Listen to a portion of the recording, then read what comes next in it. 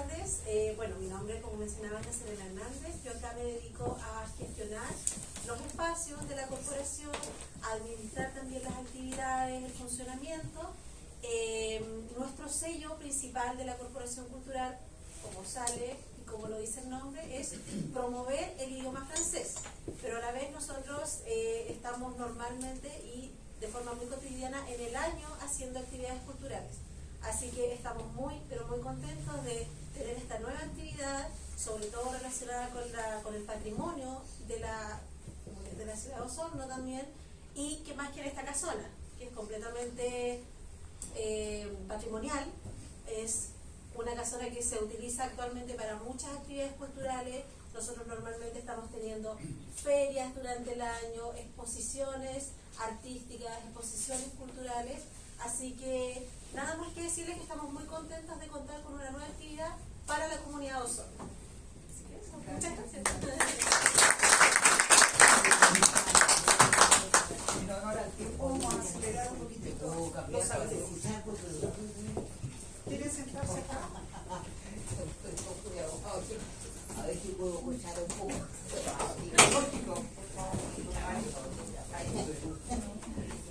Bueno, para el público así en paréntesis, la señora Alicia Nostroza, don Luis Lasinovich y don Mario Cárdenas son las personas más, digamos, antiguas, ¿sí? En edad, ¿sí? Que nosotros tenemos, que nosotros le decimos que son nuestros tesoros de la sociedad histórica, ¿ya? A ellos tres, por eso que, y es obvio que hay un poquitito de problemas de auditivo, entonces esa es la idea, que todos puedan escuchar. Bueno, le voy a pedir a don Ricardo Becerra que nos dirija algunas palabras. Ricardo Becerra y Nostroza. Él es profesor de Historia y Geografía, escritor y también historiador, y les puedo contar que él ha escrito ya 9 libros, un cuarto libro por salir pronto ahora en noviembre y diciembre, de una serie que se llama Osorno, Historias Vividas, ¿ya? Así que los invito también a que se entusiasmen a comprar uno de esos libros a futuro. Él es magíster en Ciencias Políticas de la Universidad Católica, diplomado en Gestión Ambiental, hijo ilustre de esta ciudad, y también es coordinador de nuestra Sociedad Histórica y Patrimonial de Osorno en este momento. Así como yo soy la tesorera por el momento, ¿ya? Más adelante le mando a estar, por favor, acá. Muy buenas tardes. Gracias por estar en esta primera actividad oficial hacia la comunidad que está realizando esta Sociedad Histórica y Patrimonial de Osorno, que tiene una gestación desde hace no más allá de 2 meses. Septiembre, el día 7 de septiembre se organizó esta instancia, ¿ya? Y que tiene como objetivo promover, difundir la historia patrimonial de la ciudad de Osorno. ¿En qué sentido? Que nos hemos dado cuenta que de repente el osornino no siempre sabe la historia de su ciudad, tanto osornino nacido o por adopción. Entonces, frente a eso, nosotros, paralelo a todas estas conferencias que se van a ir dando, también especialmente el próximo año, nosotros también hemos estado visitando varios establecimientos educacionales, donde a partir de fotos digitales comenzamos a proyectar las fotos del ayer y esa misma foto como es Osorno al año 2024. Ha sido una muy bonita experiencia que hemos tenido con los estudiantes, con los profesores, y ya varios colegios nos están pidiendo para el próximo año entonces ir y hacer ese tipo de exposiciones fotográficas. Así que es parte de las actividades que esta sociedad histórica va a realizar. Lo otro son talleres para ir formando monitores dentro de los mismos socios para que también puedan exponer, puedan también desarrollar actividades de talleres y proyectos que favorezcan también a la historia y patrimonio de nuestra ciudad. Así que hay bastantes actividades que nosotros queremos realizar, por eso que muchas gracias por su presencia. Tal vez el horario de repente es un poquito complicado para algunos, pero sabemos que siempre vamos a tener el apoyo como para poder hacer otras actividades. Por supuesto que tenemos que agradecer a la Corporación Cultural Alianza Francesa, porque como bien ha dicho Nazarena, estamos en un lugar muy especial. ¿Qué mejor que esto, ¿no es cierto?, para poder realizar algún aspecto histórico de la ciudad o a nivel, digamos, de la historia también nacional? Ustedes saben que esta casa llega a este lugar a través de una minga. Esta casa estaba donde actualmente está Embajadores, la tienda Embajadores. De ahí, a través de una minga, llegó a este lugar que nosotros ahora tenemos la posibilidad de estar entonces haciendo nuestra primera actividad hacia la comunidad. Así que muy agradecido, muchas gracias por su presencia. Próximamente vamos a ir viendo cuándo le vamos a sacar personalidad jurídica a esta sociedad histórica, porque no la tiene. Nosotros en este momento estamos en una gestación natural, ¿ya? Así que próximamente vamos a avisar para entonces así, por supuesto, ir formando a los socios fundadores de esta instancia y comenzar a hacer trabajos que solamente tienen como objetivo, a partir del voluntariado de la sociedad civil, promover, difundir la historia de nuestra 4 veces centenaria ciudad de Osorno. Así que muchas gracias por tu presencia y también muchas gracias a la corporación.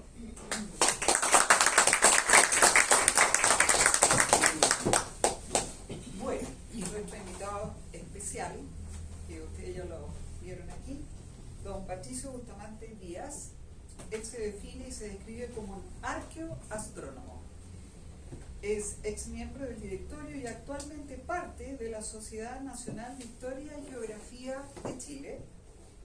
Gran investigador, tiene muchas publicaciones, académico, conferencista, fotógrafo, pasión que lo une con muchos de los integrantes de, ¿no es cierto, Luchito?, de nuestra sociedad, y miembro de la Fundación Altura Patrimonio. Por lo tanto, démosle un cálido aplauso.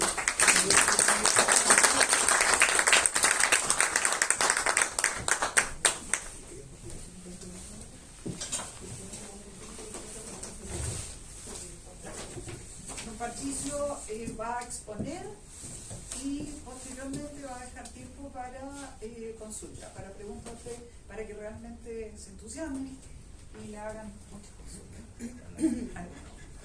Bueno, lo primero es que vamos a tener que ir muy rápido porque hay un tiempo de cierre y se alargó un poco la presentación. Entonces vamos a comenzar inmediatamente con la presentación. Adelante. Yo le puse ahí una especie de teatro, porque esto va a ser enfocado desde el punto de vista de un tipo de arqueología que se llama arqueología de la performance, ¿ya? Que es como del espectáculo, ¿ya? Está orientada en general hacia lo ceremonial, pero si uno piensa, la vida cotidiana es también ceremonial, está lleno de ceremonias, está lleno de lugares, está lleno de escenarios donde uno se mueve, y lo vamos a enfocar desde ese punto de vista como un recurso mnemotécnico para poder acordarnos de lo que estamos conversando, ¿sí? Ahí es la imagen del Santiago Inca. Vamos a hablar del Santiago, lo que había antes de la llegada de los españoles, sobre lo cual se funda Santiago, que esto es un conocimiento nuevo. Durante 500 años nos contaron que Santiago fue fundado por Pedro Valdivia. ¿En qué fecha? 1550 y cuánto, 41. 1541. ¿Y en la fecha? 12 de febrero. 12 de febrero. Eso es falso. Hubo una fundación, pero la fundación real es armada y es anterior. Entonces Pedro Valdivia hace una ceremonia, pero Santiago existía y ocupan lo que había, y era un asentamiento inca, que además, si ahí se fijan, dice Cusco del Mapocho, porque cuando sale Vivar con Pedro Valdivia, Vivar escribe en los textos: Valdivia se va con toda su gente a conquistar una ciudad como el Cusco, a orillas del río nombrado Mapocho. El Cusco, el Mapocho. No significa que él había una ciudad como el Cusco, que es gigantesca. No sé si han estado en el Cusco, es enorme, de unas piedras increíbles. No, era pequeño, pero era un Cusco. Y vamos a ver por qué. La siguiente. Bueno, primero agradecer a la gente que ha hecho posible esta conferencia, también a los pueblos originarios, porque son los que han mantenido este conocimiento, ¿ya? Entonces, bueno, y aquí hay algunos antecedentes personales míos, los vamos a pasar rápido. Después, cuando veamos el video, ahí lo pueden parar y si necesitan antecedentes van a estar disponibles. Yo estoy viviendo ahora en Bahía Mansa, por lo tanto ahora soy de la región. Yo antes era de Santiago, me vine este año, así que voy a ser parte de la casa. La siguiente.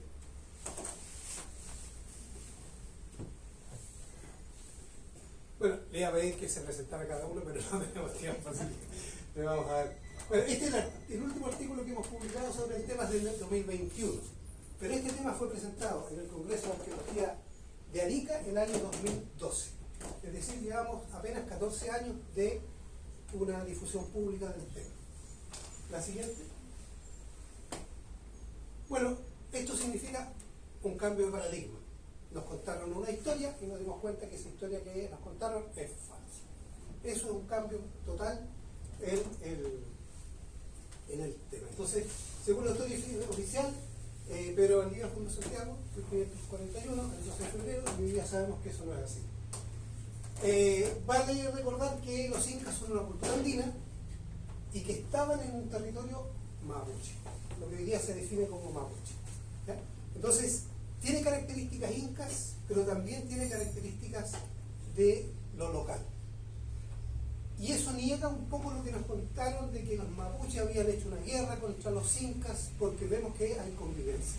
Y no solamente en Santiago, sino en muchos lugares se ve que había convivencia, y en algunos casos hubo violencia, pero no es la violencia que nos contaron las crónicas. Entonces también es interesante empezar a ver las crónicas como un documento político y no como una verdad revelada, que muchas veces se toma, esto está escrito, esto es así, no hay nada que decir, pero uno tiene que ir un poco más allá, porque obviamente cada crónica era un documento político, era lo que presentaba al conquistador y mostraba lo que le convenía, y lo que no le convenía no lo podía mostrar. Y lo que no le convenía mostrar en este caso era que en Santiago había algo construido, se queman las actas originales y 4 años después se reconstruyen las actas y ahí se dice que no había nada.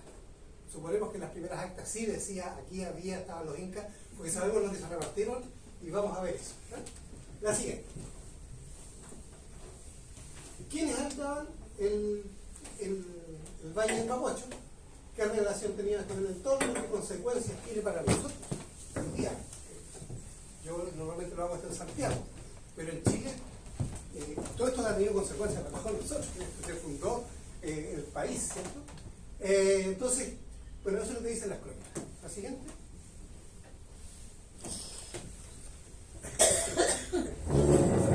Somos multifuncionales. Ya. Entonces, lo vamos a ver, como le digo, desde la performance. El escenario donde todo esto ocurre es el territorio, la ciudad de Santiago hoy día, el mismo territorio. ¿Ya? La escenografía es el paisaje, el entorno que rodea a esta ciudad y la ciudad misma.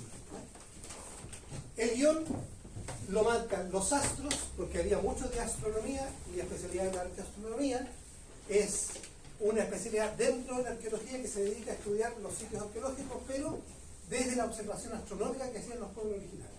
¿Ya?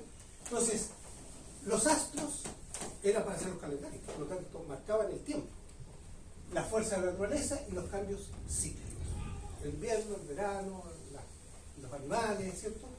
Todo eso era lo que marcaba el guión que se seguía año a año, día a día.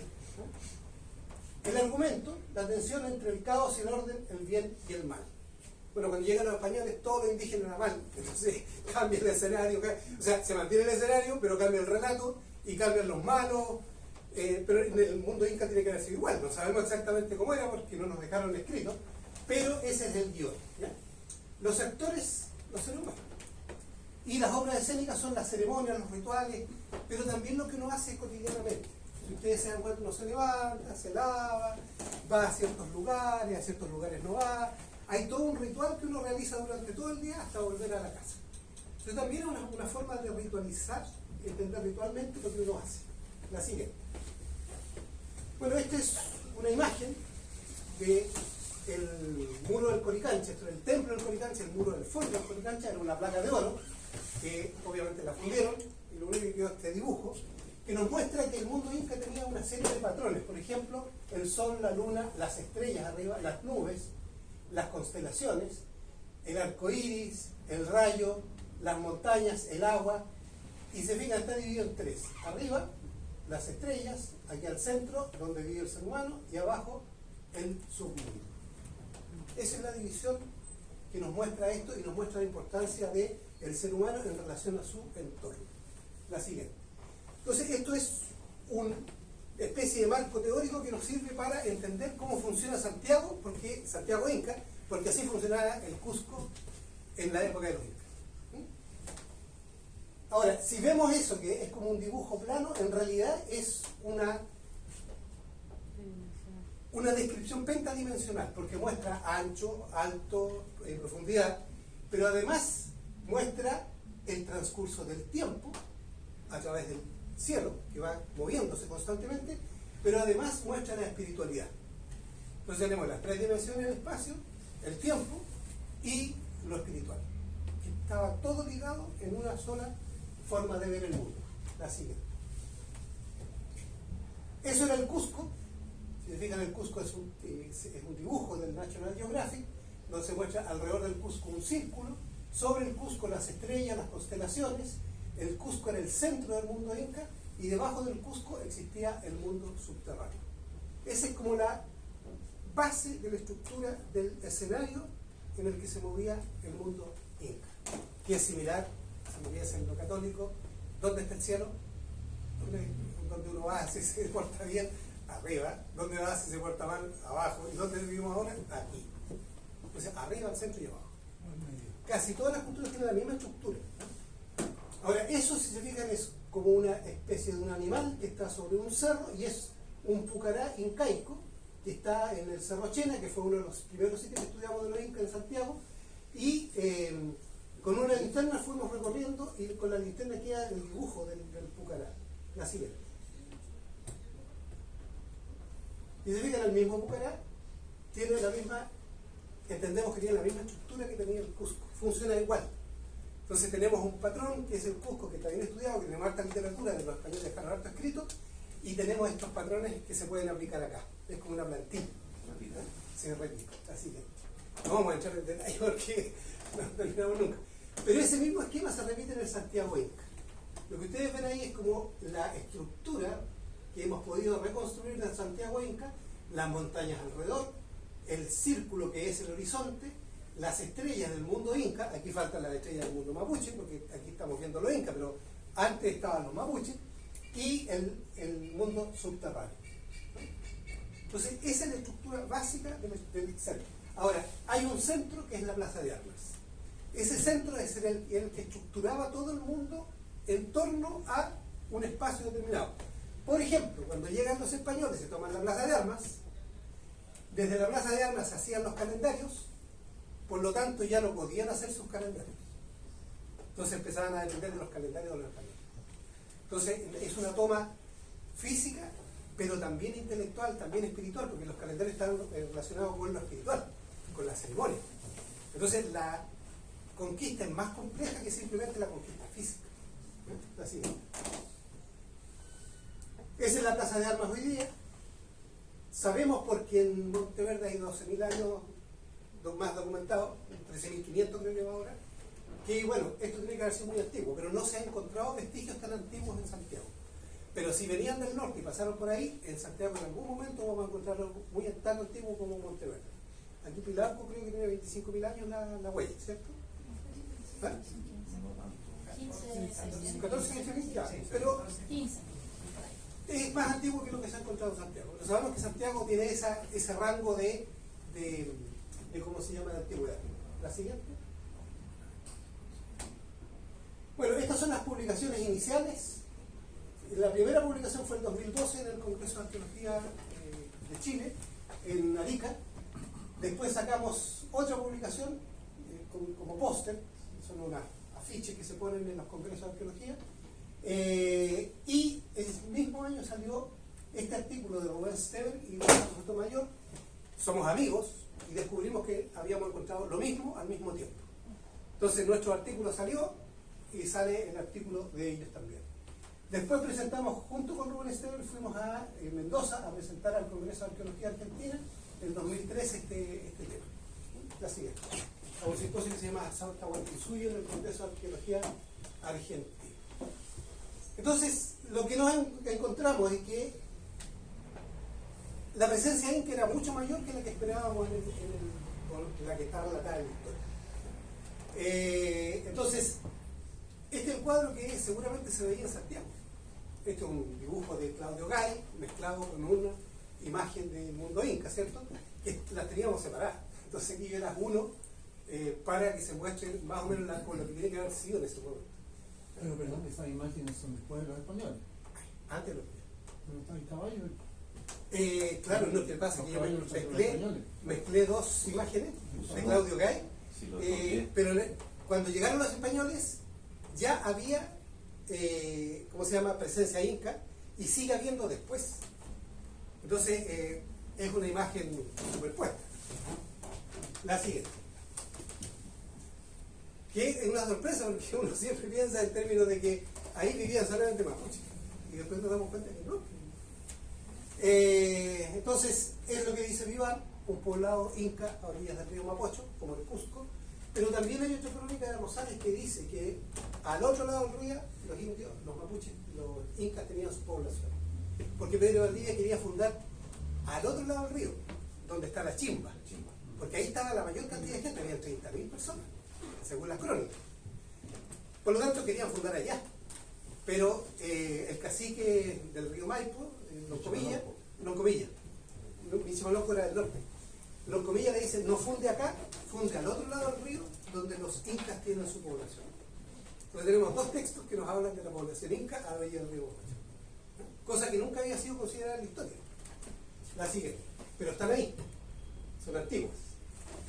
Bueno, este más o menos, muy rápido, es la expansión del Tahuantinsuyo en los distintos reinos, y en este periodo llega hasta la cuenca del Mapocho y un poco más al sur, ¿no? La siguiente, esa fue la expansión del Tahuantinsuyo, lo que generalmente llaman el imperio de los incas. La siguiente.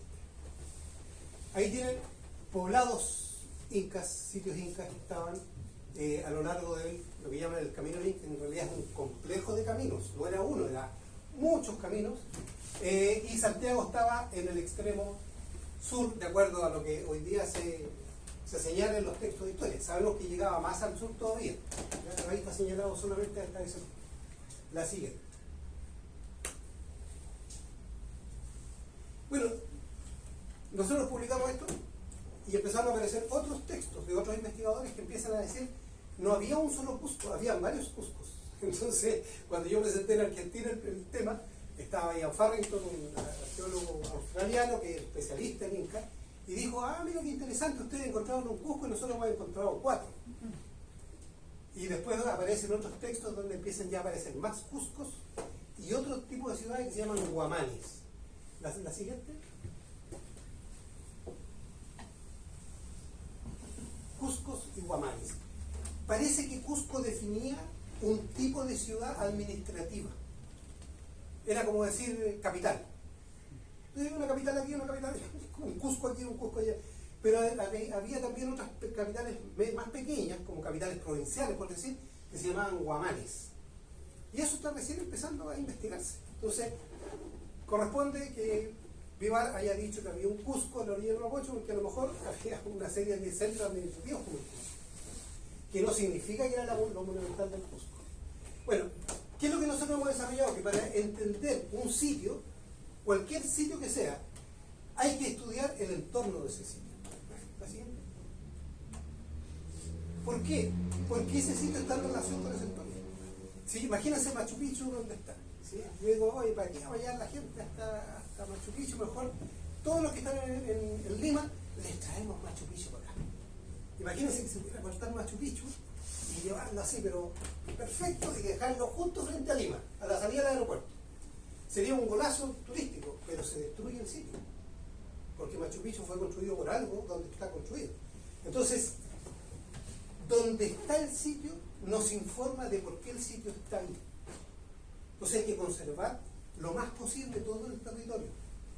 porque ese territorio está en relación con lo que se construyó. Yo soy especialista en petroglifos.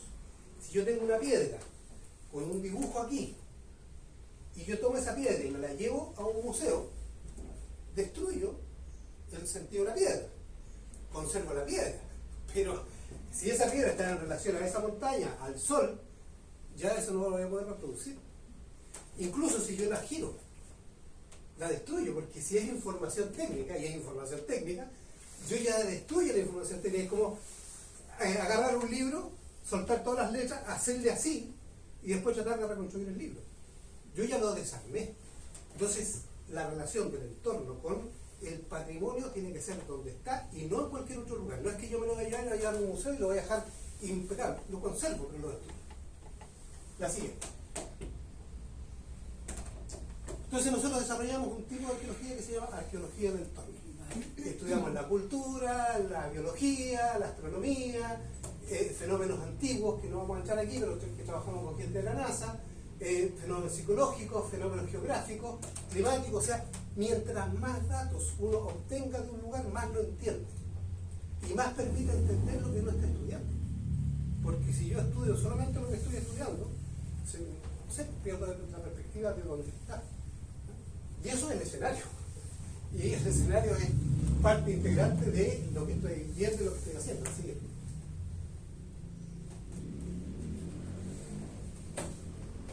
entonces, si yo quiero construir una vivienda, digo, tengo tanta plata, me compro un terreno y voy y construyo la vivienda de acuerdo a las normas que me dan, porque son normas técnicas. En el mundo inca no. En el mundo y en el mundo mapuche. En el mundo mapuche había orientaciones de la roca. No se construía para construir. En el mundo inca pasaba igual. Ciertos cerros te mandaban porque tenían ciertos patrones. En el mundo inca pasa igual. Hay ciertos cerros, ciertas rocas que son sagradas que van dando una orientación y una cosa específica del espacio. ¿Ya? Entonces, por ejemplo, si yo me paro en un punto, cuando el sol sale en el solsticio de invierno, la sombra se va a proyectar hacia el amanecer, al atardecer del solsticio de verano. Si sale en el solsticio de verano, se va a proyectar la sombra hacia el solsticio de invierno. Y si sale en el equinoccio, primavera o otoño, se va a proyectar hacia el atardecer del equinoccio. Y eso, si se fijan, define un territorio, define orientaciones, define el norte, sur, este y oeste.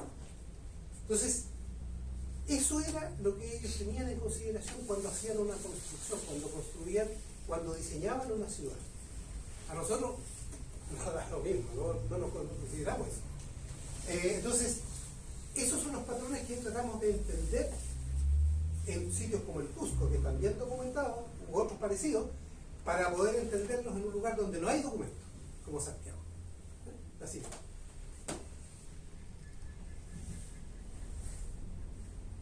Entonces ahí tienen una imagen 360 grados, como mirada desde arriba. Esa es posiblemente lo que había en Santiago.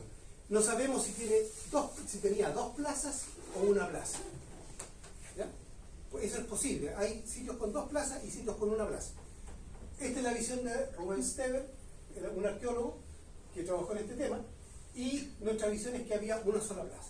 Eso no vamos a saber probablemente nunca. ¿No? La siguiente.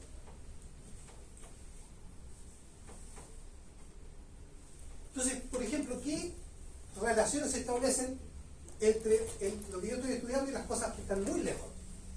Si se fijan, si esta es la Plaza de Armas, o el Cerro Santa Lucía, hacia esta montaña donde había un niño, que era el niño del plomo. No sé si saben que había un niño que estaba congelado, que hoy día está en un museo, congelado. Ese niño estaba en relación con la salida del sol en el solsticio de invierno. Entonces ese niño fue llevado como un mensajero, le dieron chicha, se durmió, se murió, y él sigue entregando el mensaje al sol. Esa era su función. Entonces, si se fijan, el centro de Santiago está relacionado con el Cerro del Plomo, que es la montaña más grande que se ve en la oriente de Santiago, pero también con el sol.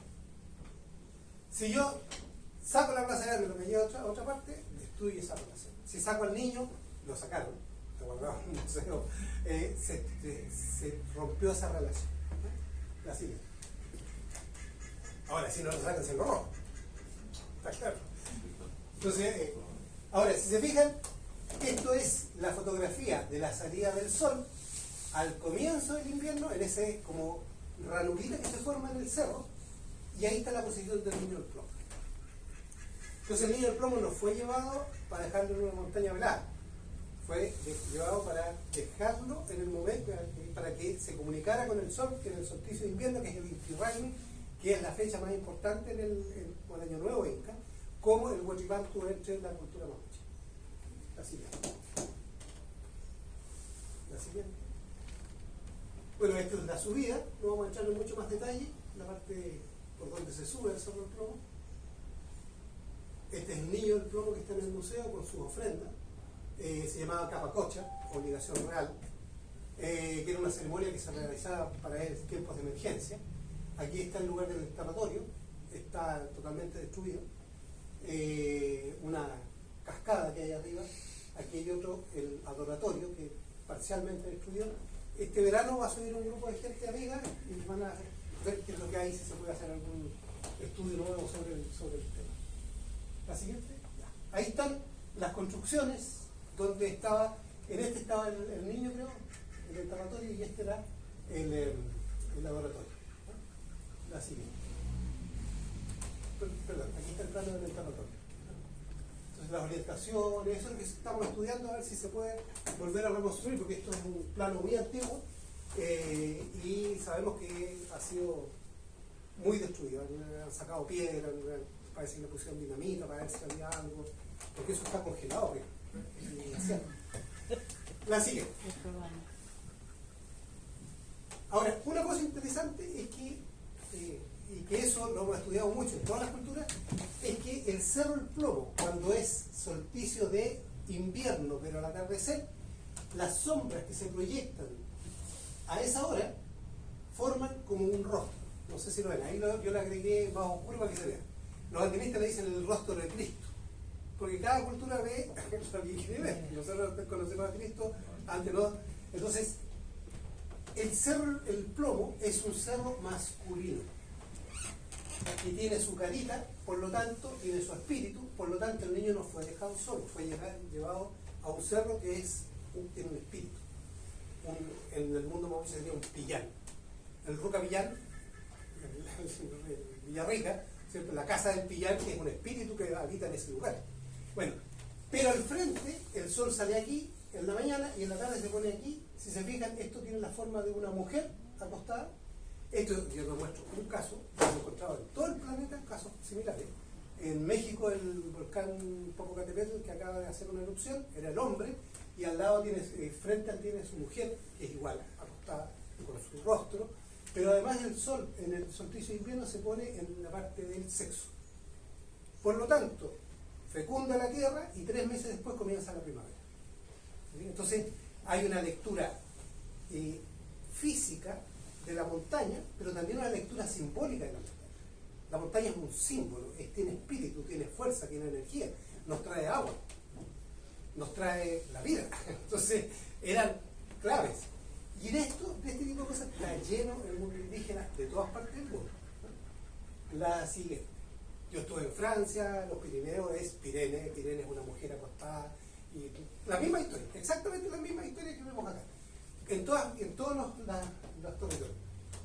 El Cerro Santa Lucía, que hoy día es un paseo público, en realidad era el lugar donde había una ruca mapuche. Sabíamos que había una ruca mapuche por todo esto de que hay un cierto patrón, ¿cierto? Tenía que haber una ruca mapuche, no sabíamos dónde estaba.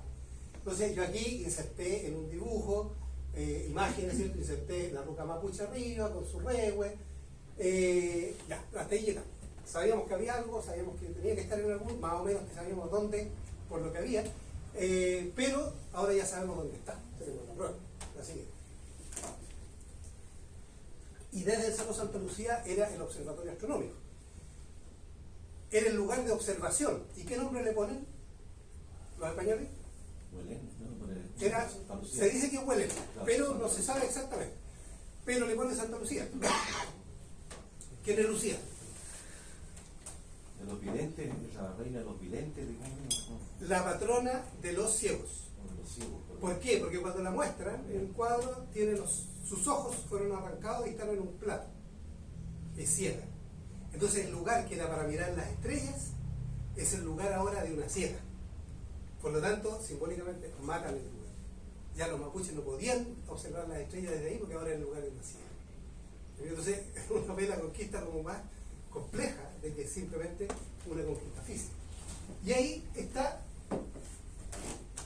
la gruta de Vicuña Maquena. Donde está esa gruta hoy día, el texto este dice que había una roca mapuche, dice una choza indígena, una roca mapuche, donde se hizo la primera misa después de fundar Santiago. Eso no se sabía. Entonces, ¿cómo lo encontramos? Porque yo me puse a leer, leía todo lo que podía y no encontrábamos el texto. Pero un día me puse a leer un libro que era un texto técnico, donde escribía las platas que se habían gastado, cómo habían hecho, una lata. Entonces me aburrió, lo guardé y en la noche me quedé dormido y a las 3 de la mañana me desperté. Y dije, ahí tiene que estar. Porque a todos les tiene que haber pasado lo mismo que a mí. Como es latoso, nadie lo lee. Y hay que buscar ahí en ese libro qué es lo que hay. Yo lo busqué y ahí está. Describe cómo Pedro Valdivia funda Santiago, en la Plaza Pedro Valdivia, en Santa Lucía, le dan la vueltecita al cerro y se van a donde hoy día está la gruta de Vicuña Maquena, donde está enterrado Vicuña Maquena, y ahí había una roca mapuche y ahí se hace la primera misa que se hace en Santiago después de la fundación de Santiago. Así es.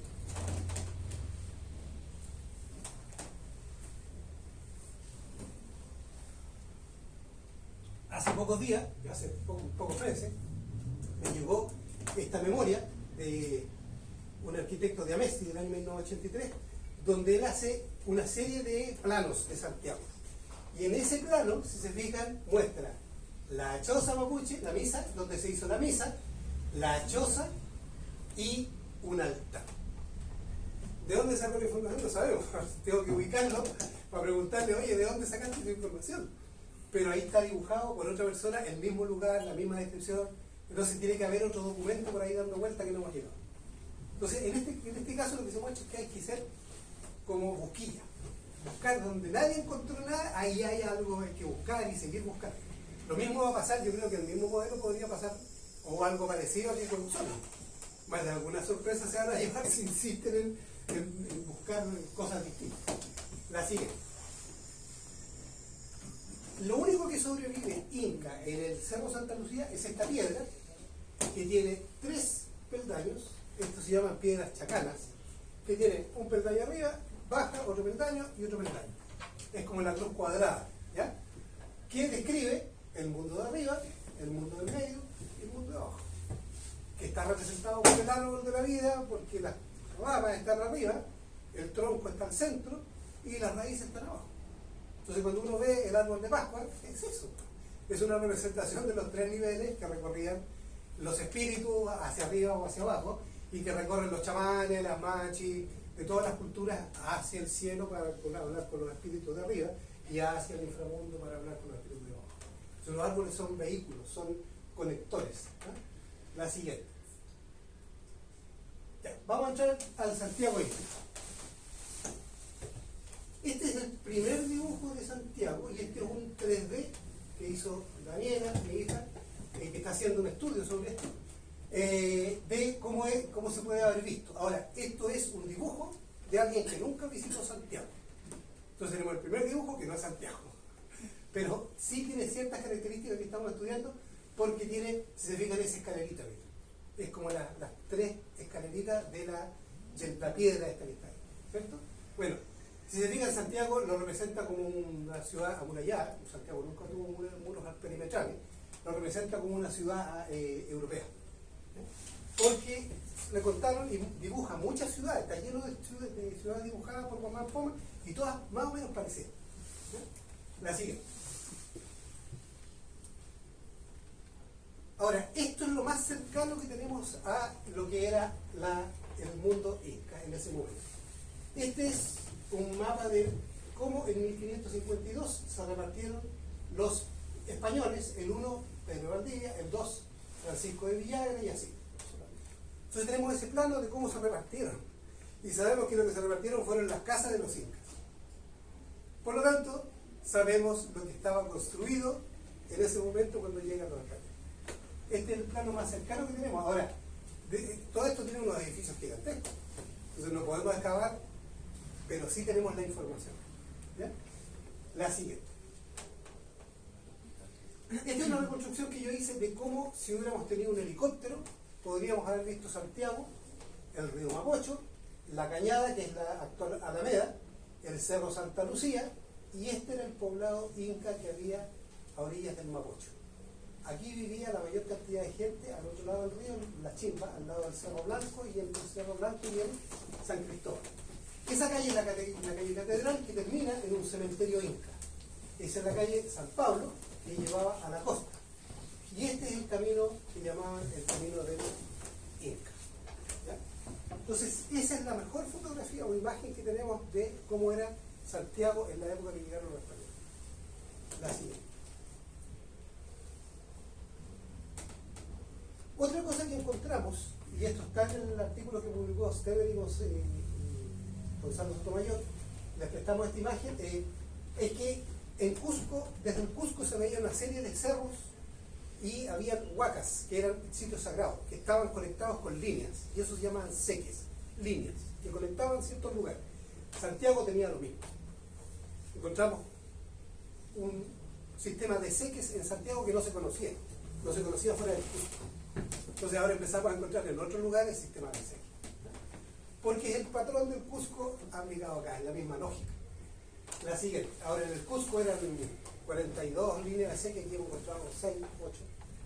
Ahí estamos trabajando, este es Ricardo Moyano, el arqueólogo con el que yo trabajo. Estábamos trabajando aquí en la punta del cerro, aquí está en la Plaza Pedro de Valdivia, que está ahí en ese sector. Y aquí está la Fundación de Santiago según ¿cómo se llama el cuadro de Lira? La siguiente. Bueno, ahí está la salida del sol, el primer rayito de sol al comienzo del 21 de junio, ahí está un poquito más arriba, en el equinoccio, 21 de marzo y 21 de septiembre, ahí está, hay un portezuelo ahí, y aquí está medio nublado, y nunca más pudimos volver a subir porque son súper jodidos el cerro, pero sabemos que ahí es el cerro en Punta de Damas. Entonces ese era el calendario que tenían los mapuches y los incas en el Cerro Santa Lucía. Por eso que llegaría el español, pone ahí una ciega como patrona para destruir ese sistema de calendario que tenían. Porque con ese calendario se ordenaban sus fiestas religiosas, sus actividades civiles, sus actividades políticas, todo estaba en relación con la observación astronómica. La siguiente. Bueno, ahí hay el sistema de seques del Cusco, y este es el sistema de seques que es radiales. A partir del Cusco se unían huacas, lugares sagrados, y este es el que hemos logrado reconstruir en Santiago. Probablemente haya más, pero tenemos muy pocos antecedentes. O sea, hasta que no encontremos más, no podemos agregar otros. La siguiente. Esta es la Plaza de Armas. Sabemos que era la cancha inca, el Aucaypata que se llama, y que si yo me paro al centro, aquí sale el sol en el solsticio de invierno, en el solsticio de verano y en los equinoccios. Para poder ver el sol, si se fija aquí ya está tapado por los edificios, los árboles, para poder ver el sol donde sale hay que ir hasta el puente Loreto, a orilla del río Mapocho, y ahí se ve el Cerro San Cristóbal y la cordillera de los Andes donde sale el sol. Entonces, esos son trucos que tenemos que ir haciendo para poder entender cómo funcionaba y cómo se veía. Porque ya no se ve, porque la ciudad tapa todo. La siguiente. Aquí estamos buscando orientaciones a la orilla de la catedral en el día del equinoccio. ¿Ya? Después nos dimos cuenta que en realidad estábamos viendo el sol, pero esto es para mirar la luna. Esa calle es para ver la luna y no el sol. ¿Ya? Aquí está la Plaza de Armas, la siguiente. Si se fijan, esta es la orientación que le dieron a Santiago, y esa orientación estaba mala. Porque no fue construido bajo el patrón de los puntos cardinales como lo hacemos nosotros, sino bajo el patrón inca. Y esa calle mira en diagonal a lo que nosotros habíamos hecho, porque está mirando la luna y no está mirando el sol. Entonces Santiago está levemente corrido. No entendíamos por qué estaba corrido hasta que empezamos a comparar con otros sitios arqueológicos y Ricardo se dio cuenta porque él es especialista en la luna. Cuando la luna sale ahí, entre esas dos edificios, en esa dirección, en la calle, hay que contar los días para el próximo eclipse. Era para predecir eclipses. Entonces tenemos observación solar y observación lunar en la planta de Santiago. Así es. Ahí está. Entonces este fenómeno se llama crossover. La luna viene desde aquí y aquí cambia de hemisferio, del norte al sur, la luna llena. Cuando la luna llena sale exactamente al centro, es el indicativo para empezar a contar, para saber cuál es el próximo eclipse que viene. Estamos esperando porque Santiago es súper raro. Cada vez que vamos, la fecha correcta, la luna. La luna es un bordecito, entonces no hemos podido ver. La siguiente. Bueno, esto está relacionado con las fiestas solares y lunares. Era bien complejo el calendario, sobre todo la luna es muy compleja los movimientos. Pero había una implicación entre los dos calendarios. Así es. No podemos entrar en muchos detalles. Bueno, otra cosa que nos dimos cuenta es que la iglesia de San Francisco nos daba que esa iglesia tenía que ser un templo inca, por todas las características que tenía. Estaba la orilla del río, la vegetación, y dijimos, bueno, escribimos, debiera ser un templo inca, podría ser un templo inca. Y después, Natalia Jorquera, un arquitecto, hizo una excavación, porque estaban estudiando la iglesia de San Francisco, porque es el edificio más antiguo de Santiago que no se ha caído por los terremotos. Entonces ella quería estudiar por qué no se ha caído. Hicieron la excavación y encontraron un muro indígena. Los mapuches no construían con piedra, por lo tanto, ¿qué quedaba? Inca. Entonces sabemos que la iglesia de San Francisco era un templo inca. Así es. Entonces ahí está la excavación que hicieron. Y lo bonito que tiene es que tiene esas piedras, que son del Cerro Blanco, pero adentro tiene unos bolones redondos. ¿Saben por qué se construye con bolones redondos? Porque cuando viene el terremoto, los bolones giran. Entonces no se caen. Entonces, los españoles no pudieron haberlo hecho porque ellos se dieron cuenta que había un terremoto en 1800 y tanto, cuando se les vino todo abajo, 1866 creo, 1762. Que había me están apurando, es una tiranía total. La tiranía del tiempo, digo yo. Entonces, está hecho con un sistema antisísmico y lo único que sabían de sísmicos, que les importaban los sísmicos, eran los incas. Y ella trabajó con dos profesores europeos, expertos en construcción europea, y con un profesor de Cusco, y el profesor de Cusco dijo, esto es cusqueño, y los profesores europeos dijeron, esto no es europeo. No hay ningún letrero que diga, esto es inca, pero no hay alternativa. La siguiente. Bueno, se han hecho excavaciones. Ellos son Gonzalo Sotomayor y Rubén Esteban. Gonzalo lamentablemente falleció hace como 3 años, muy joven. Ellos son el otro equipo que ha estado trabajando en este tema. Ellos sí han hecho excavaciones. Nosotros con Ricardo nunca hacemos excavaciones, trabajamos sobre los sitios tal como están. Entonces, hemos desarrollado la metodología para no tocarlos porque para nosotros es súper importante que se mantenga, porque nosotros hacemos arqueoastronomía, ellos hacen arqueología.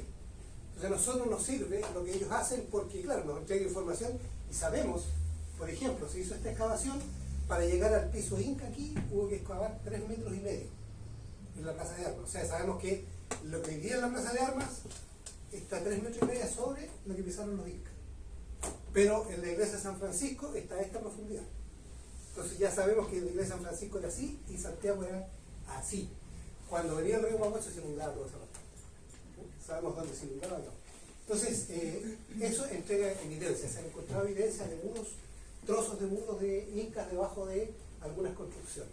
Se hizo en la compañía de bomberos y en el Museo de Historia Nacional, que está en la plaza, alrededor de la Plaza de Armas. Así que, entonces ya tenemos evidencia física. Bueno, aquí está un arqueólogo, Luis Cornejo, que justo antes que nosotros publicáramos, ellos estaban excavando el Museo Precolombino para agrandar el subterráneo y encontraron, me decían, no sé, 2.000, 3.000 fragmentos de cerámica cusqueña, cerámica de colores y todo, y restos de animales. Entonces ellos iban a decir que parece que debajo de Santiago había algo importante, por todo lo que se había encontrado.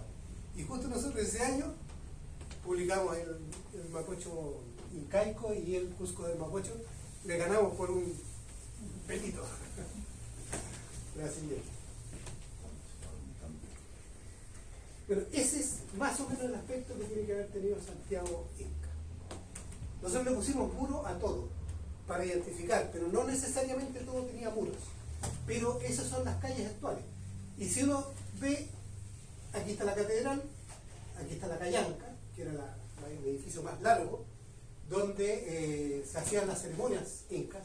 Esta debe haber sido la casa de Quilicanta, el gobernador inca, y después Pedro de Valdivia pide esa casa. Obviamente la casa del gobernador, para el gobernador sí, es súper fácil seguir el hilo porque es la misma lógica. Aquí seguramente en algún lugar había un ushun, que era una plataforma ceremonial de donde se hacían las ceremonias religiosas y las ceremonias políticas, las ceremonias civiles. Entonces, esa es más o menos la estructura que tenía el mundo inca en Santiago. El río Mapocho corría aquí, ahí está el Cerro Santa Lucía, y ahí vivía la gran cantidad de población. ¿Y por qué? Porque si se fijan, entre el Cerro San Cristóbal y esto se forma un montículo. Pero acá estaba desprotegido, y el río Mapocho aquí tenía 300 metros. Entonces cuando venían las grandes inundaciones, se inundaba toda esta parte. Toda la plaza de armas, todo ese sector se inundaba. Y en la colonia eso fue un desastre, porque el español construía con barro. Entonces Santiago se venía abajo. La colonia de Santiago era un desastre. Y fue una trampa probablemente que le pusieron, que le puso el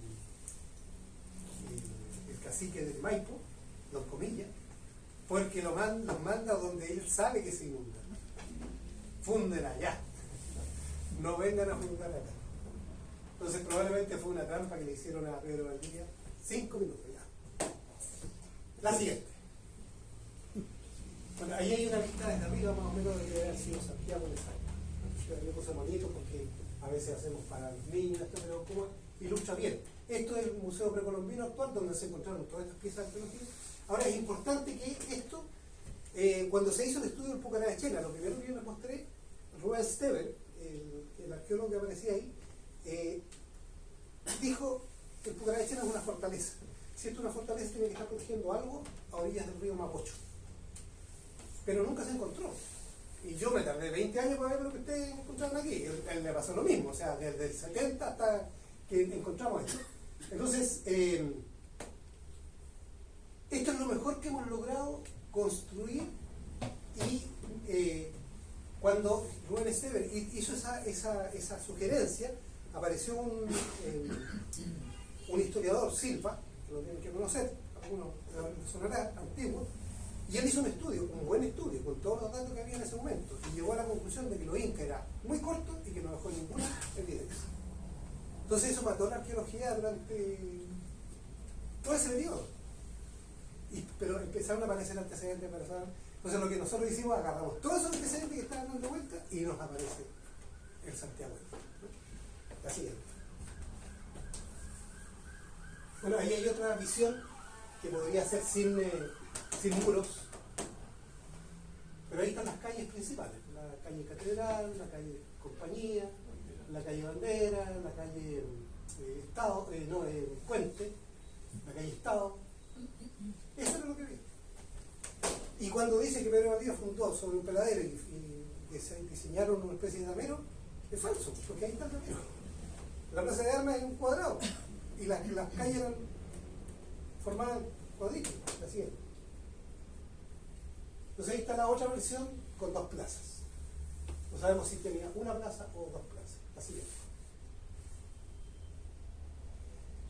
Este es el lugar donde vivía el gran mundo mapuche, pero además de todas las culturas que venían arrancando los españoles desde Cusco.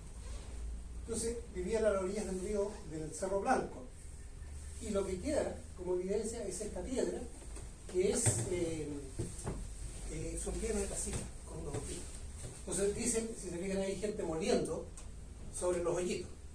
Pero esta es la evidencia de que estas piedras no eran para moler, eran piedras ceremoniales. ¿Por qué? Porque se fijan, eso es ceniza blanca, como el yeso. Si yo me pongo a moler semillas duras, ¿qué pasa con el yeso? Se deshace. Entonces es ceremonial. Pero no sabemos qué ceremonia, qué significaba. Sabemos qué ceremonia. Así es. Y eso es la calle Recoleta. Bueno, eso tiene que haber sido más o menos una mezcla, hicimos una mezcla entre lo que hay hoy día y lo que tiene que haber pasado en ese momento en la Plaza de Armas, con el día de la Recoleta. Ya, vamos a ir rapidito. ¿El siguiente? Ese es el diorama que había hasta ahora de Santiago Inca, en el metro. Si se fijan, la Plaza de Armas de un peladero, la siguiente. Y está en la Larifa Gamboa con Pedro Valdivia. Y este es el diorama hoy día. Pedro Valdivia, con un asistente, 2 mapuches y 2 dignatarios incas. Eso ya se construyó, se cambió la siguiente. Este es el artista, Sorrectú, que hizo esta reconstrucción. Y se fijan, aquí ya emplazamos, yo le ayudé a hacer esta maqueta, y aquí se emplazó el poblado inca que había alrededor de Santiago, el Camino del Inca, el Cerro Santa Lucía, el río Mapocho, y aquí está haciendo la reconstrucción. Lo desarmó todo y lo armó de nuevo y cambió todo. Entonces esto ya implica que ya este tema ya entró oficialmente a la historia de Chile. ¿La siguiente? Ese es el estudio. Yo hice las fotos, son varias fotos que yo junté para mostrar el estudio y cómo él trabaja. Hace miles de esculturas maravillosas. La siguiente. Bueno, otra cosa importante son los caminos y los puentes. Todo estaba lleno de caminos incas. No vamos a poder entrar en el detalle, pero alimentaban a todas las miles de personas que llegaron al Cusco arrancando. Santiago era multicultural cuando llegaron los españoles. La siguiente. Todas las carreteras que hoy día conocemos vienen del origen mapuche inca. Los mapuches no volaban, caminaban, y los incas usaron los caminos de los mapuches. Y después la colonia usó los caminos mapuche y inca, y hoy día nosotros usamos los mismos caminos. La siguiente. Bueno, el puente Calicanto, fíjese el largo que tenía, porque el río era anchísimo. Entonces, cuando crecía, el puente desaparecía. Entonces los incas ahí no podían hacer puente. Pensaban, ¿dónde está el puente inca? La siguiente. Estamos por terminar. Ahí está la destrucción del puente inca, del puente Calicanto. La siguiente, para que se vean las proporciones, fíjense el tamaño que pusiéramos frente a la calle, sí, es el tamaño del puente Calicanto hoy día en las 4 centrales. Este es el mercado central. Y aquí hay 2 torres que muestran dónde estaba el puente que usaba. Así es. Y esa es la calle Puente. Bueno, estos eran los puentes incas, y este puente estaba en Puente Alto hasta el 1621. Entonces se mantuvieron puentes durante mucho tiempo. Y Puente Alto es puente alto, porque pasaba por arriba. ¿Y por qué pasaba por arriba? Porque no podían hacer puentes muy largos, tenían que buscar donde se encajonaba el río y ahí se tiraban puentes. Entonces probablemente ahí está ese puente. Todo esto son imágenes antiguas. La siguiente. Y probablemente el puente por el que pasaban para Santiago cuando era invierno, porque el río crecía, está en Lo Barnechea. Y esto es un diorama que hizo Sorrectú recién, hace poquito, lo inauguró el año pasado, del paso de los incas por el puente de San Enrique, en Lo Barnechea arriba. ¿Ya? Y ahí emplazamos el paso del Niño del Plomo, porque el Niño del Plomo tiene que haber pasado por alguna parte. Y por la fecha en que pasó, el río estaba crecido, tenían los de hielo. La única posibilidad es que pasara por ahí. ¿La siguiente? Vamos terminando. Ahí está el Niño del Plomo, ahí están los incas pasando. La siguiente. Ahí está, se fijan, es súper bonito como él ambienta todo, ¿no? Como si estuviera vivo, gente conversando, siempre pone cosas chistosas. La siguiente. Eso está hoy día en la municipalidad de Lo Barnechea.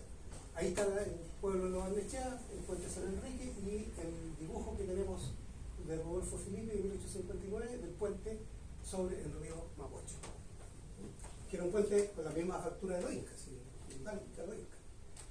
La siguiente. No había otra forma de hacer puente en la colonia. Aquí hay puentes coloniales, se mantuvo la cultura del puente el estilo de Puente Inca se mantuvo durante mucho tiempo en Chile. Así es.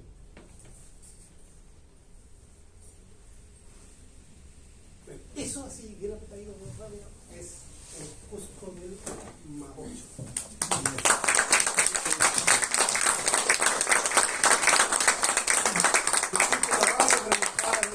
Echando.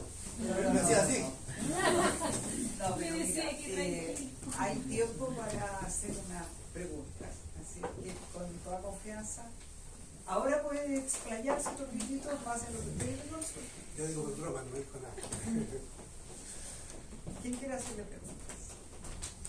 Nadie, yo súper claro. ¿No? ¿En qué museo está que tú dijiste ¿El diorama? no, el niño? El niño Crow está en el Museo de Historia Natural, pero no está en exhibición. Hay una maqueta, una réplica que está en exhibición, pero el niño está en un congelador. Está guardado en un congelador. Ah, no está ahí en el museo así. No está lo ahí, puede ver. hay que pedir permiso. De hecho, desde hace varios años atrás, para el Inti Raymi se hace una ceremonia donde va la gente a cantar, a tocar música, los músicos de cultura andina, y se les da permiso a los grupos para que entren a bailar niños. Y fue súper emocionante, la primera vez era como ese museo, por primera vez escuchar música andina dentro de ese museo, y un día fuimos a ver al niño, porque Rubén Stever, el arqueólogo que lo mostré ahí, él era el que cuidaba al niño. Rubén es el que más sabe del mundo inca. Yo de los incas soy súper ignorante, a pesar de que encontramos esto, hay muchas cosas que yo ignoro, o sea, hay muchas cosas que todos ignoramos. Entonces, y un día fuimos a ver a Rubén con un grupo de gente andina y le pidieron que yo fuera con él. Y fuimos a ver al niño, pedimos permiso y fuimos, llevaron a ver al niño.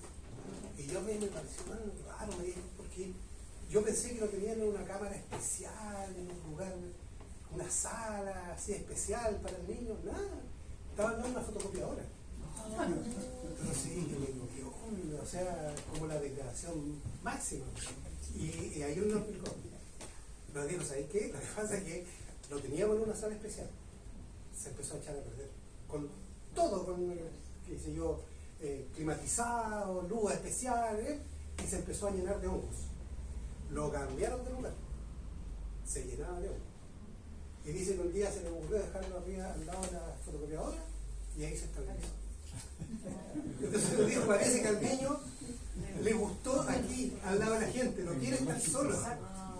Entonces nos quedamos así como, y bueno, estábamos conversando eso, estas son historias que ocurren, pero nos reímos mucho porque estábamos conversando al niño, estábamos todos viendo al niño y él dijo, mira, para que vean cómo estaba, aquí hay una foto de cómo estaba cuando recién lo descubrieron. Impecable, no tenía, porque ahora está como negro, cubierto con oscuro. Era clarito la piel. Y fuimos a ver la foto.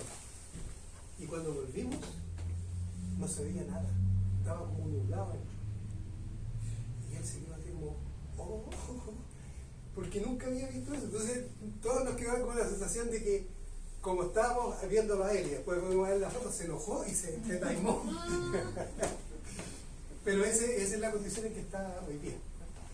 Cada cierto tiempo lo han descongelado para hacer el estudio, pero cuando lo descongelan, el cuerpo sigue vivo.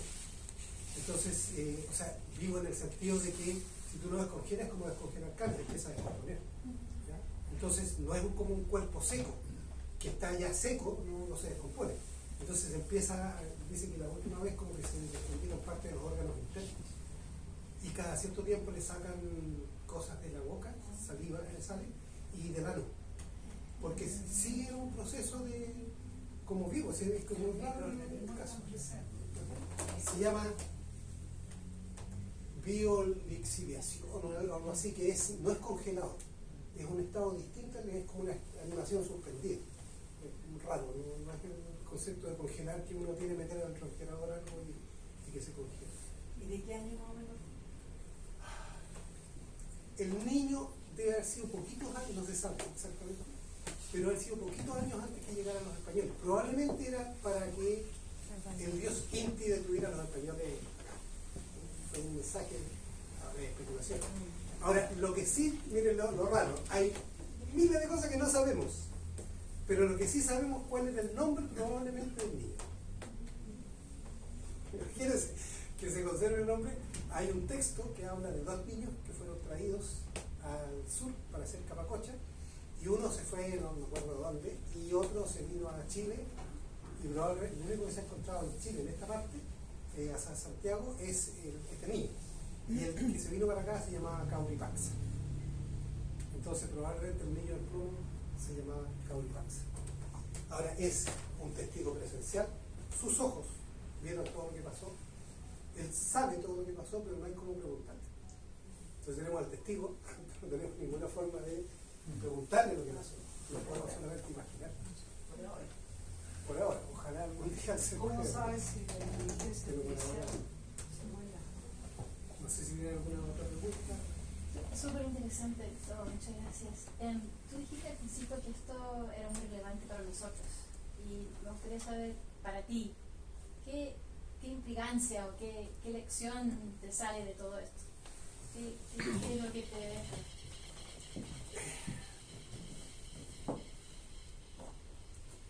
A ver, yo creo que cada vez, a ver, si ustedes hubieran preguntado en 2008 de esto, yo habría tenido una opinión, porque es la opinión que uno tiene, lo que yo había leído, qué sé yo. Pero mi visión hoy día, con lo que hemos encontrado, es totalmente distinta. O sea, todo lo que yo pensaba se me derrumbó en mi cabeza y se armó otro esquema, que es el que le estamos mostrando ahora. Eso tiene una serie de implicancias, porque uno como investigador a veces se enfrenta a cosas que niegan todo lo que uno cree. Porque yo creía la historia oficial, o sea, no tenía por qué decir que no era así. Pero de repente todo eso se derrumba. Entonces, tiene implicancias personales muy fuertes, porque es un cambio de paradigma. Yo creo que todos los que salieron van a salir de aquí van a salir con la cabeza cambiada, ¿cierto? Es un cambio de paradigma.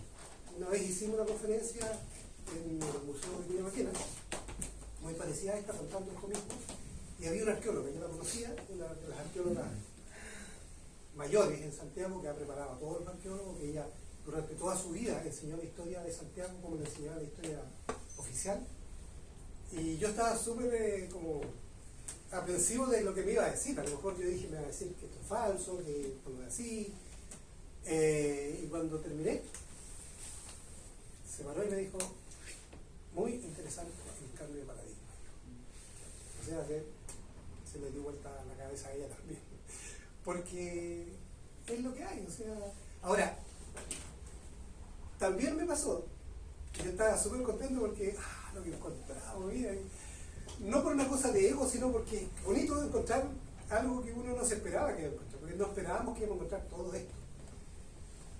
Pero también me dio como pena, yo decía, por todos los historiadores, por todos los arqueólogos, por toda la gente que ha enseñado historia, contando la historia que nos contaron, que hoy día se van a dar cuenta que todo eso que ellos enseñaron, que a ellos les enseñaron, y que probablemente sus alumnos van a seguir enseñando durante un buen tiempo, no es la verdad. Cambió. Entonces también tiene que ser súper dramático. Yo me puse en el lugar de una persona que ha enseñado toda su vida esto y que diga, ¿sabes qué? Esto no es así. Cuéntame, después continúa así esto de la fundación del primer cabildo, la fundación del primer hospital. O sea, Pedro Valdivia continúa haciendo una gestión allí que me imagino no ha cambiado en fecha ni nada, ¿no es cierto? No, porque, a ver, lo que nosotros pensamos, lo que yo pienso es que se ocultó esta parte esencial, que era el asentamiento inca. Por una razón súper simple, porque todo esto eran campañas económicas. Ellos venían a buscar oro, venían a buscar plata, venían a buscar riqueza. No venían a conocer la cultura, de vacaciones, y para eso necesitaban armas, necesitaban caballos, necesitaban pólvora, necesitaban alimentos, necesitaban contratar gente, soldados. Eso era mucha plata. Había que era una empresa económica importante. Una pero expedición. ¿ah? Una expedición. Una expedición. Pedro Valdivia pone toda su fortuna. Le pide plata a muchos españoles que ponen dinero para poder hacer esta expedición y le pide plata al rey. Y todos quieren la plata de vuelta. Entonces imagínense, llega acá no encuentra oro, yo me imagino, no encuentra oro, no encuentra lo que él pensaba, un Cusco, igual voy a llenar de plata como se llenaron aquí en él. Ahora, el Inca le había mandado una carta para acá, a los indígenas de la zona, diciendo, escondan todo lo de valor, porque esto lo único que quieren es oro. Entonces, cualquier cosa de valor, escóndanla para ver si se aburren y se van. Entonces, llegan los españoles y no había nada, excepto las construcciones. Yo creo que él cuenta en las primeras actas, cuenta que había unas construcciones, que ellos se reparten las construcciones, pero después eso no venía. ¿Por qué? Porque dice, bueno, si había construcciones, tiene que haber habido algo más. Y si te repartiste las construcciones, bueno, ¿cuándo empiezas a devolver la plata? Entonces, las actas, según las actas que llegaron a nosotros, que son el libro de Cerro, las actas originales, dice que Cartagena, que era el secretario, se quemaron durante el ataque de los mapuches a Santiago. Pero las actas que sobrevivieron papeles, se los comieron los perros. Porque los libros, por eso se llama libros de Cerro, eran escritos en cuero. Entonces, los perros hambrientos se comieron los cueros. Entonces, yo digo, pucha, qué descuido, que justo se le queman todos los papeles importantes y los reconstruyen 4 años después. Entonces, ya en la reconstrucción, ya no es lo mismo.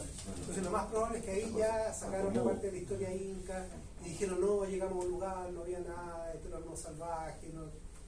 Contaron una historia que les permitía alargar el tiempo de más. Entonces, ahora, eso es especulación. Hasta que no encontremos un documento, no podemos saber. Mira, quería felicitarlos por nuestra exposición. Nosotros somos un grupo, algunos son integrantes aquí del Centro para el Progreso de la Provincia de Osorno. Y perdona el atraso, pero una cosa particular, increíble lo que estamos hablando de los incas. Y yo estaba viendo, y por eso no voy a entrar todavía, una transmisión de Santiago de la Escuela de Medicina de mi hijo, donde en este momento se está titulando de médico. Está enviándola en vivo, en directo. Entonces, es cosas tan increíbles lo que estamos viendo allá y la tecnología actual, ¿verdad? Y agradezco a Ricardo el encabezar esto y agradezco, Ricardo, que nos hayas invitado a nosotros, ¿no? Así que creo que esto ilustra mucho. Osorno tiene mucha actividad cultural que a veces es desconocida.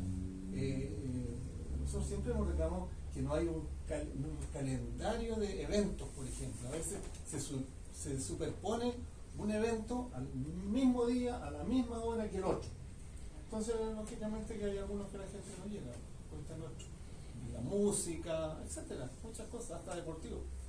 Así que muchas gracias, creo que muy edificante lo que usted está haciendo.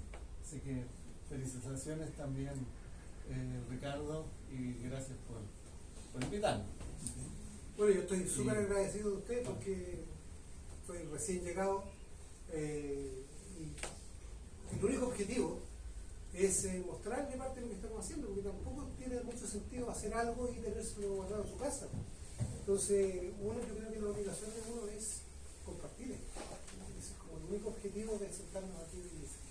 Cuéntame, Pedro de Valdivia continúa después fundando ciudades, se queda acá, lo matan acá, no se vuelve nunca a España, o sea, se quedó acá, digamos, parece que no podría volver a su país. Pido permiso para retirarme.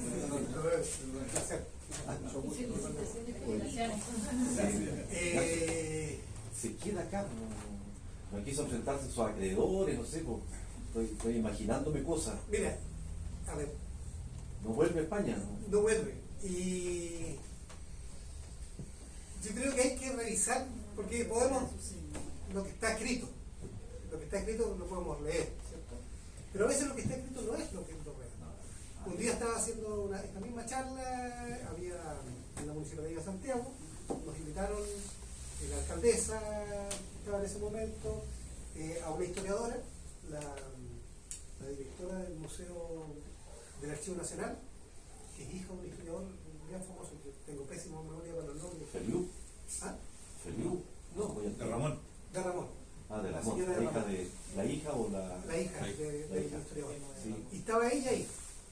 Yo di mi charla, ella dio su charla, y había un antropólogo, historiador, que también dio una conferencia.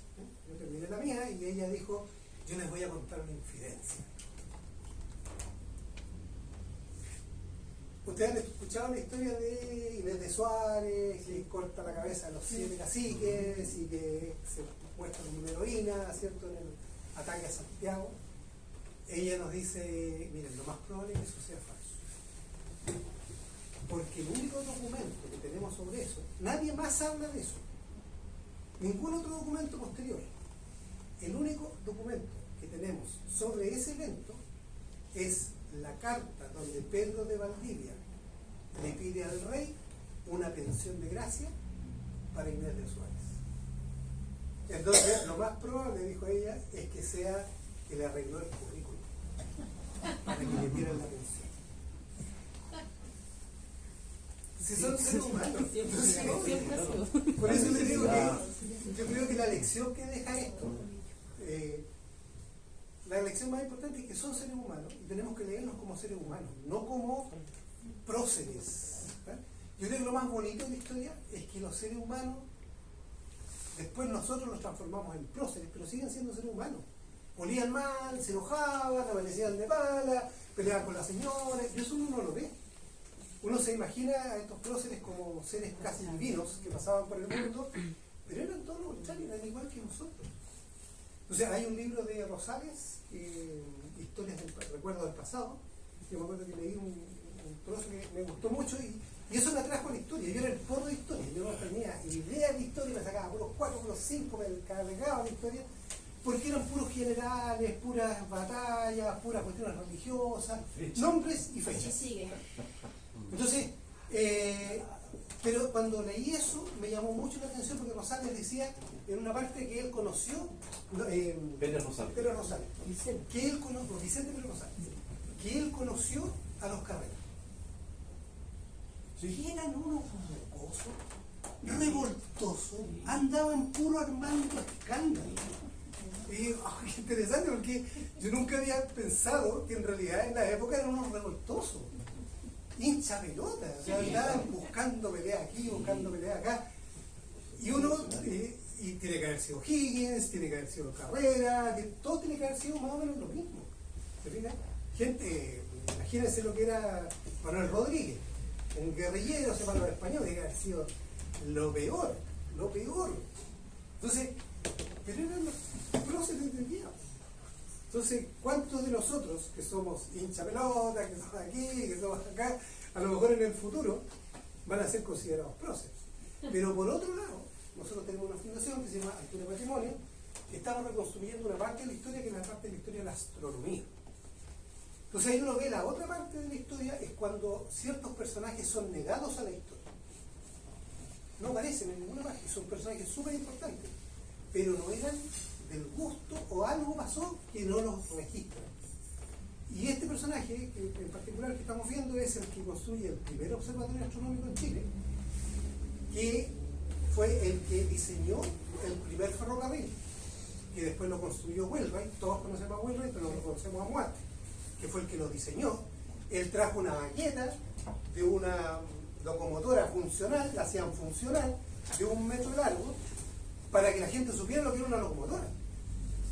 Pero como él no se consiguió la plata, le vendió el proyecto a Wheelwright, y conocemos a Wheelwright, pero no conocemos a Muarte. Bueno, fundador de la compañía de bomberos, fundador del primer observatorio astronómico de Chile, fundador de todo esto. Y no parece que está bien. Entonces, hoy día estamos tratando de reconstruir esa historia. De hecho, hoy día mi hija está en una pasantía en Edimburgo, porque él es escocés. Y en Escocia tampoco lo conocen. Entonces, estamos tratando de hacer que se reconozca un personaje que fue tan importante para la historia de Chile. Dentro de la fundación, buscando información, encontramos que se había nombrado una sala de la Universidad de Valparaíso, del Departamento de Física y Astronomía, como Juan Muarte, que es este personaje. Y nos llamó la atención que había una foto con personas que asistieron. Entonces contactamos a las personas. Dentro de las personas que asistieron había dos que eran parientes, y uno de ellos, periodista, y el otro se llama Leopoldo Infante, que no tiene el mismo apellido, pero es tataranieto. Y él no podía creer que su tatarabuelo era el que construyó el primer observatorio, porque él hoy día es el director del Observatorio de las Campanas en Chile. ¿Verdad? La De las campana. campanas. Ah. Entonces, ahí se enteró que su tatarabuelo era ese personaje que construyó el primer observatorio, que cambia la historia de Chile. También un cambio en la historia de Chile, porque se decía que el primer observatorio se construyó en Santa Lucía, lo construyó Gillis, y hoy día sabemos que eso es falso. Y Gillis fue retirado de la historia de Chile. Ustedes busquen alguna mención a Gillis, no existe. Gillis hizo 6 tomos así de gruesos de toda su expedición científica que hizo por Sudamérica, con el norteamericano. En Estados Unidos hay una biblioteca Gillis. Y aquí hay un libro dedicado enteramente a Chile. Pero como lo que dijo no les gustó, bueno, no se menciona en la historia de Chile. Entonces, ¿cuántos personajes hay así? ¿Cuántos personajes que nos han distorsionado su visión?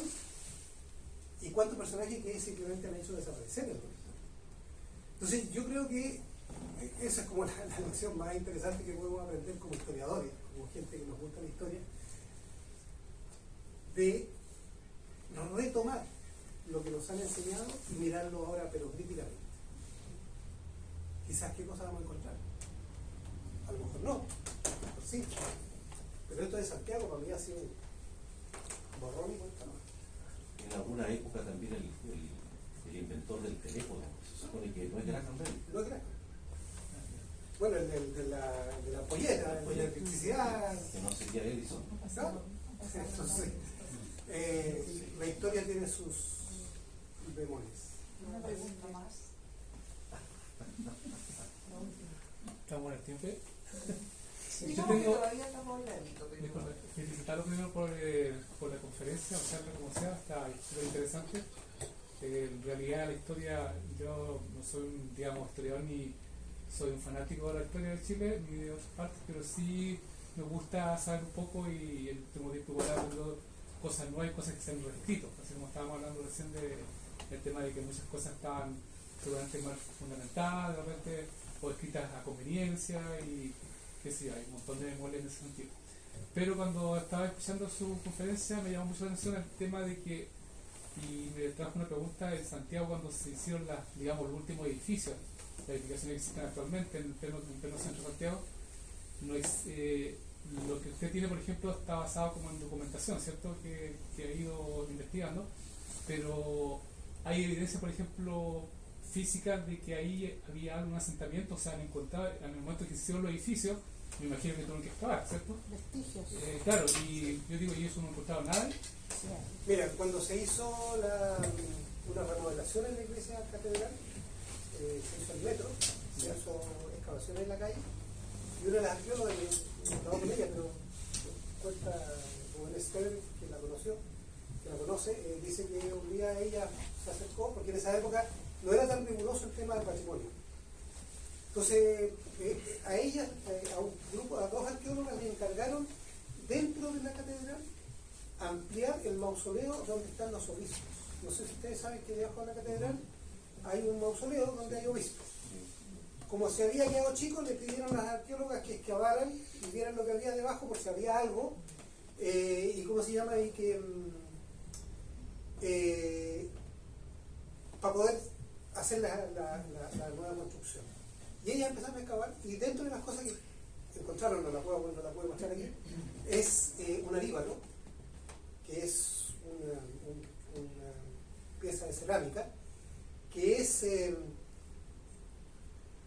termina en un cono, no termina plano, sino que termina en un cono, así termina en punta. Para poder dejarlo en pie hay que ponerlo sobre algo como un anillo o en un hoyo, para que se entierre ahí, quede enterradito ahí queda. Por lo que encontraron adentro era chicha, y era un aríbalo cusqueño, traído del Cusco. Estaba cerca del altar. Lo más probable es que fuera una ofrenda del templo antiguo. Y cuando salieron a la calle preguntaron a los obreros si habían encontrado cosas indígenas. Uno de los obreros le dijo, sí, está lleno, miren, un saco lleno de trozos de cerámica y cosas que habían encontrado, históricos. Entonces, y cada vez que se ha sido una construcción no quedó bien documentado, porque en esa época no se documentaba bien, pero a lo largo de la calle Catedral se encontraban avíbalos, que son ofrendas con chicha ceremonial.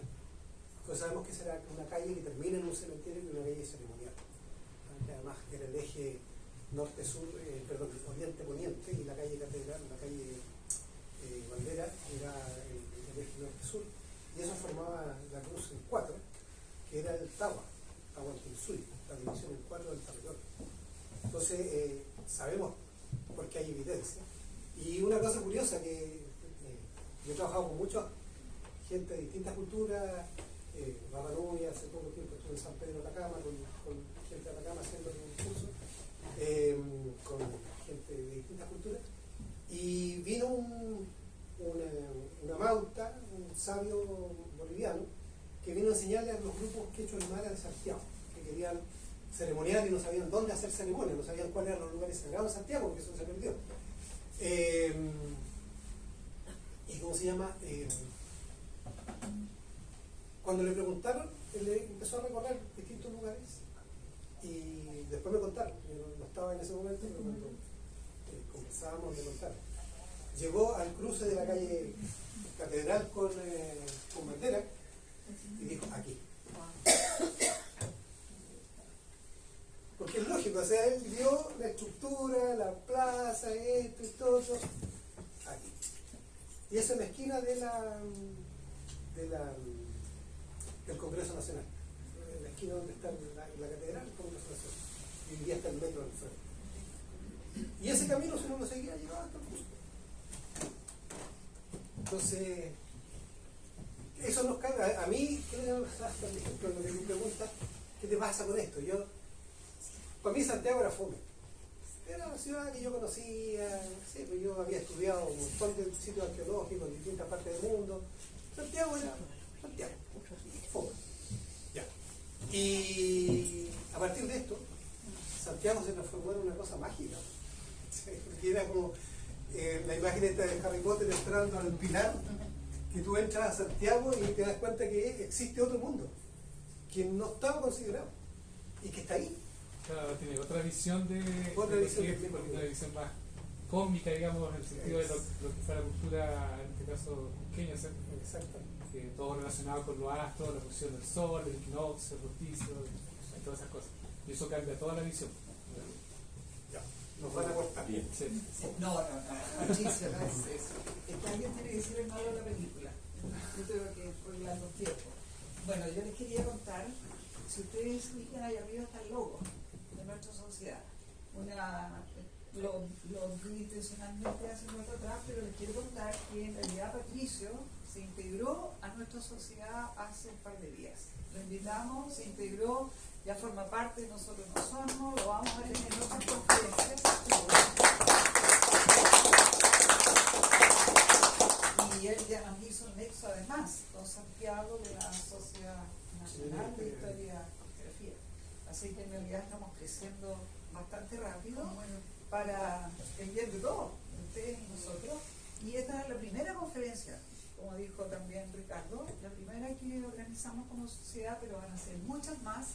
Y si a ustedes les motiva el tema, y ya presento a Patricio, que tiene muchos más, bueno, háganos llegar sus comentarios a nuestra sociedad y tratamos de organizar otro encuentro, ¿ya? Pero sí les voy a pedir que por favor lleguen más temprano, porque si nosotros les preparamos un rico cafecito con cosas ricas, era para que lo disfrutaran antes de entrar acá y no quitarle minutos al expositor. Así que le pedimos disculpas si le quitamos unos minutos. Bueno, perdón, tenía que decir entonces, desde las 6, viene a las 6. Claro. Llegamos a las 6. sino que algunos lo alcanzaron a leer, pero Algunos pueden digamos leer que más. vinieran 15 minutos antes por lo menos. Bueno, Ahora, yo por mi parte, por lo que les puedo ofrecer, esto es uno de los temas que hemos trabajado Santiago Inca, pero ya diseñé una charla de arqueoastronomía, arqueotopografía y arqueonavegación, que son temas de cómo lo hacían los antiguos. Hay estudios de distintos sitios de Chile, distintas culturas, Entonces lo que podemos hacer es, si quieren, algún día organizar un curso con una serie de temas para que ustedes se enteren de lo que hemos estado encontrando. También está esa disposición de si les interesa.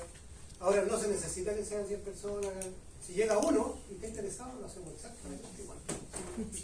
Bueno, nosotros queremos darle las gracias a Patricio como sociedad y los incluimos a ustedes como público, y le vamos a pedir a don Luis Lasinovich Alday, nuestro gran fotógrafo de Osorno, que por favor me haga la entrega de un pequeño presente de nuestra parte.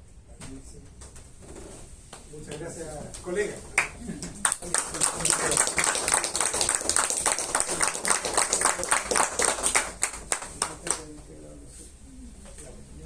Voy a pedir para acá, por favor, para la foto. Ahí.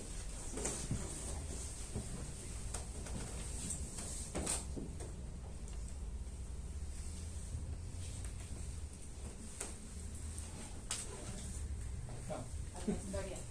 Para la historia. Sí, porque es la primera conferencia y nuestra primera entrega al público. Muchas gracias. Gracias. Un aplauso.